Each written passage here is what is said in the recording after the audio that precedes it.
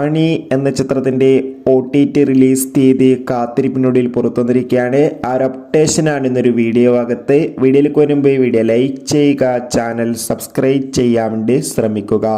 ജോജു, ജുനൈസ്, സാഗർ എന്നൊക്കെ പ്രധാന കഥാപാത്രങ്ങളായ ചിത്രമായിരുന്നു പണി.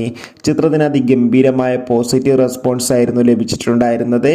അതുകൊണ്ട് തന്നെ എല്ലാ സിനിമാ പ്രേമികളും ഒരേപോലെ പണി എന്ന ചിത്രത്തിൻ്റെ OTT റിലീസിനായി ഏറെ ആകാംക്ഷയോടെയായിരുന്നു കാത്തിരിക്കുന്നുണ്ടായിരുന്നത്. ഫൈനലി ചിത്രത്തിൻ്റെ OTT അവകാശങ്ങളൊക്കെ വിറ്റുപോയിരിക്കുകയാണ്.